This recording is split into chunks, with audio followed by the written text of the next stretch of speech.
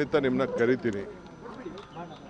So ಅಂಥದ್ದೇನು ಹೊಸ್ತೇನಿಲ್ಲ. ಈಗ nano conference ಇದೆ, ಅದಕ್ಕೆ ಇನಾಗ್ರೇಟ್ ಮಾಡಬೇಕಾಗಿದೆ. ಎಲ್ಲ ಮಂತ್ರಿಗಳಿಗೆ ನಾನು ಕೂಡಲೇ ನಾಳೆಯಿಂದನೇ ಎಲ್ಲ ಬರ ಪರಿಹಾರಕ್ಕೆ, ಬರ, ಅತಿವೃಷ್ಟಿ, ಅನಾವೃಷ್ಟಿ ಇವಕ್ಕೆಲ್ಲ ಭೇಟಿ ಮಾಡಬೇಕು ಅಂತ ಹೇಳಿದ್ದೀನಿ. ಟೈಮ್ ವೇಸ್ಟ್ ಮಾಡಿಬಿಡಿ ಅಂತ.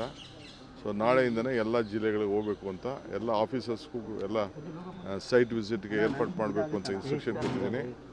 ಸೊ ಆ ಕೆಲಸದಲ್ಲಿ ಎಲ್ಲರೂ ಕೂಡ ತೊಡಗ್ತಾರೆ, ಎಲ್ಲ ಜಿಲ್ಲೆಗೆ ಹೋಗಬೇಕು.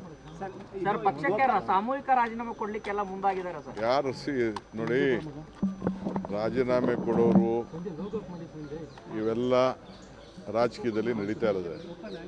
ರಾಜೀನಾಮೆ ಕೊಡೋರ ಬಗ್ಗೆ ಯಾರು ತಡೆಯೋಕ್ಕಾಗಲ್ಲ. ಪಾರ್ಟಿ ಬೇಕು, ಅವ್ರಿಗೂ ಭವಿಷ್ಯ ಬೇಕು ಅಂತಂದರೆ ಪಕ್ಷ ಇದ್ದರೆ ಇದು. ನನಗೆ ರಾಜೀನಾಮೆ ಕೊಡ್ಬೋದಾಯ್ತಲ್ಲ. ನಾನು ಧರ್ಮಸಿಂಗ್ ಕಾಲದಲ್ಲಿ, ಬೇರೆ ಕಾಲ, ಸಿದ್ದರಾಮಯ್ಯವ್ರ ಕಾಲದಲ್ಲಿ ಎಲ್ಲ ನನ್ನ ಮಂತ್ರಿಗೆ ತಪ್ಪಿಸ್ತಾರಾದಾಗ ನಾನು ಪರಮೇಶ್ವರ್ ಇಬ್ಬರು ತಾಳ್ಮೆಯಿಂದ ಇರಲಿಲ್ವಾ? ನೆನ್ನೆ ಯಾರು ಹೇಳಿಲ್ವಾ? ನಾನು ವೀರೇಂದ್ರ ಪಾಟೀಲ್ ಕಾಲದಲ್ಲಿ ಬಂಗಾರಪ್ಪನವ್ರಿಗೆ ಕೊಟ್ಟಿರಲಿಲ್ಲ, ಖರ್ಗೆ ಸಾಹೇಬ್ರಿಗೆ ಕೊಟ್ಟಿರಲಿಲ್ಲ, ಧರ್ಮಸಿಂಗ್ಗೆ ಕೊಟ್ಟಿರಲಿಲ್ಲ.